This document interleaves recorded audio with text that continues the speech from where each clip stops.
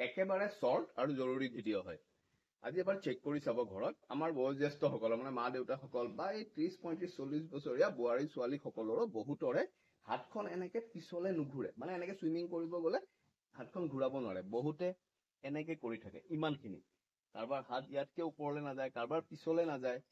গতিকে কিবা এটা ডিফেক্ট হৈ আছে, আমাৰ ঘৰুৱা ভাষাত কিবা এটা জাম লাগি আছে, তো সেইটো খোলাব লাগিবতো। গতিকে আমি তেওঁলোকক এই চুইমিং কৰিবলৈ ক'ব লাগিব এনেকে।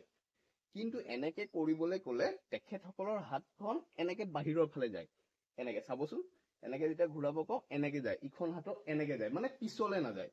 তো সেই বস্তুটো কৰিবলৈ আমি এখন হাতেৰে কৰিবলৈ ক'ব লাগিব তেখেতসকলক। এখন হাত আমি এনেকে বুকুত থলো, এনেকে ঘূৰালো, এনেকে 5-6 বাৰ মান ঘূৰালো, ওলোটাকেও ঘূৰালো, ইখন হাতৰো তেনেকে ঘূৰালো, ওলোটাকেও ঘূৰালো। তেতিয়া 2-3 দিনত এইটো ঠিক হৈ যাব।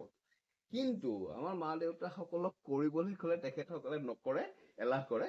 গতিকে এটা অপশ্যন দিব পাৰি, এই টিভি চাই থকা সময়ত চিৰিয়েল কেইখন যে চাই, সেই সময়তে চিৰিয়েল চাই চাই এনেকে ঘূৰাই থাকিব, ওলোটাকেও ঘূৰাব 5 বাৰ 10 বাৰ, ইখন হাতো ঘূৰাব। তেনেকে কৰি থাকিলে 3 দিনত আপোনালোকে 2 দিন বা 3 দিনতে ৰিজাল্ট পাই যাব। আৰু আমিও আচলতে কৰি চাব লাগে, আমাৰ বহুত ল'ৰাসকলৰো বহুতৰ নুঘূৰে। এটলিষ্ট আমি ভৰি হাত কেইটাতো নিজে ফ্ৰীকে ৰাখিবলৈ চেষ্টা কৰিব পাৰো, নহয় জানো?